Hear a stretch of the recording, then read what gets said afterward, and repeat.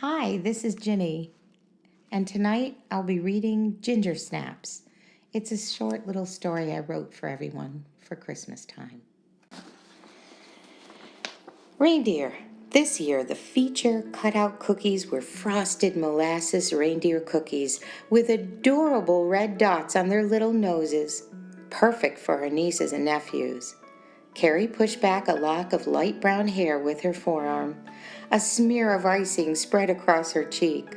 Her ponytail slipped looser, and her apron, which hid her shapely curves, was covered with baking ingredients and frosting. She had promised herself just one, maybe two batches of cookies. But no, this was the fourth type. She was in a baking frenzy. Robert wasn't due back from his business trip until very late that night. The day was hers. She bit into another ginger snap cookie made in the shape of an ornament. It was still warm from the oven. The tangy spice of the ginger rolled in her mouth, mixing with hints of molasses.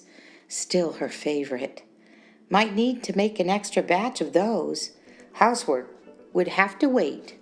Again. Surfaces of the home were covered with projects, empty plates, and wrapping paper.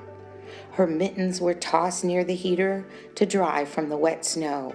A busy work week, winter walks, and carefree cookie baking turned her home into a pigsty, but the cookies were beautiful. Procrastination when it came to cleaning was a bad habit of hers, which typically left Robert to do most of it since they'd moved in together.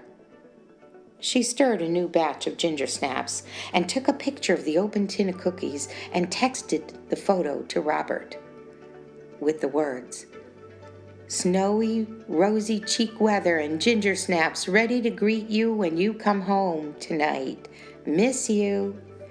Carrie ignored the messages lingering on her phone and instead whipped up another batch of royal white icing and placed it in the squeeze bag to frost the cooled reindeer. She rolled her neck and took aim, carefully piping the cookies, humming along to the Christmas tunes playing from her phone. Midway through the third and maybe fifth cookie, her phone pinged. Then it pinged again before ringing. She pressed to answer, smearing icing on her phone. "Don't you ever answer your texts?" Robert's normally friendly Midwestern voice had an edge of gravel to it. "Hey, Robert, had tunes on. So when will you be—" Click. Carrie's finger slipped when she tried to hit speaker and hung up on him. She called back, laughing, seeing his call logo covered with frosting. "Oops, sorry, big guy. I accidentally hung up on you. I'm covered with sugar, and it looks like I just made Rudolph poop white icing. It looks so funny, I think I might keep it that way." "Pooping Rudolphs? What are you doing?" "Playing with frosting on freshly baked cookies. Didn't you get the picture?" Carrie held the piping bag and painted her finger with icing and licked it off. Vanilla sweetness. "No, I only played the text." "Too bad." She deepened her voice into bedroom sultry. "I had to keep myself warm and busy, didn't I? How else could I keep from thinking about you and what we're going to do when you come home late tonight?" "Late tonight? Try a half hour?" "What? You're kidding, right?" Carrie straightened up and dropped the icing bag. "I left texts. I managed an earlier flight, hurrying home now, especially now that you promised, what was it? Rosy cheeks and ginger snaps?" Carrie looked around. The disastrous mess finally hit her. "Oh, no. Yes. I promised that, and—" The oven timer dinged, announcing another tray of cookies were ready. "Oops, that's the oven. Gotta go. Bye." She hung up before another word was exchanged. Carrie yanked the batch of ginger snaps from the oven, threw in the last tray, and left the rest of the cookies where they were, midway through frosting. It was her turn to clean the house. This time she promised herself she'd do it, especially since his trip took him away for several days, and he'd been doing the most of it for months. She flew through the house, tidying as fast as she could, carrying a wastebasket with her. She laid a few stripes with a vacuum. Then she tossed some dishes and bowls into the dishwasher, leaving the remainder of her baking frenzy filling the sink to the brim. She barely made a dent on cleaning surfaces, let alone any attempt to start the laundry by the time his car had pulled up. The final batch of ginger snaps were cooling on the stovetop. Flinging off her apron, she rushed to greet him, cookie in hand. She almost jumped into his arms. Clinging to him, she kissed him, tasting of the ginger snap. As the kiss ended, she could tell he caught a glimpse of the wrapping paper debris covering the dining room table. Completely forgot about the dining room. The house was less of a disaster, but far from welcoming. A flash of irritation drew across his face, making his green-gray eyes piercing. "You know, Carrie." She distracted him with another kiss, a deep, intense one, stealing her own breath away. His carry-on slipped from his shoulder, freeing his hands for better use, as he drew her in to him, tightly pressing her to his body. Carrie felt warmth radiate into her with his next kiss. A familiar growl came from deep within him. God, how she loved how he made her feel. Her body was already tingling through her clothing. When the kiss broke, Robert wiped a smear of dried frosting from her cheek. "I really do let you get away with everything." He shook his head. "I thought we'd aggrieved you."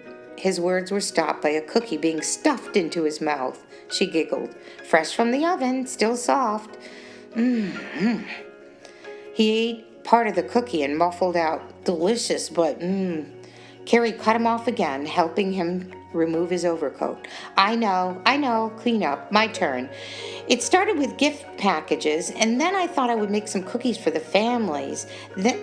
And then why not some for the neighbors and both of our workplaces?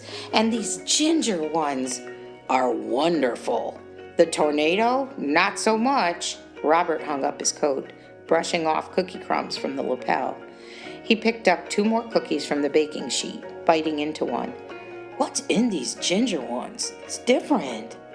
"I made them for more of an adult palate, less sugar, and I added fresh ginger. See?" Carrie held up one of the ginger strips she candied on the stove with a hint of brandy. "Adds an extra nip. The cookies bake soft, but harden on the outside when they cool." Robert nibbled the ginger piece she gave him. That is tasty." He chewed and reflected. "You keep surprising me. It almost makes me want to ignore the house. You've barely touched cleaning it, though you've been promising to take a turn for weeks." He shook his head, his expression more neutral than upset. "What am I going to do with you?" Carrie poured a glass of milk and held it out to him with a teasing glint to her bright eyes. "Eat more cookies?" Robert downed 2 cookies in a row and gulped half the milk.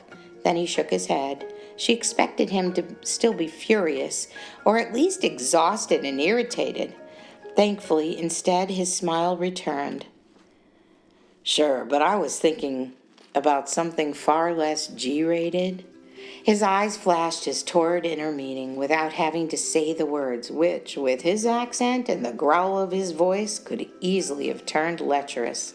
She grinned, feeling her cheeks flush in anticipation.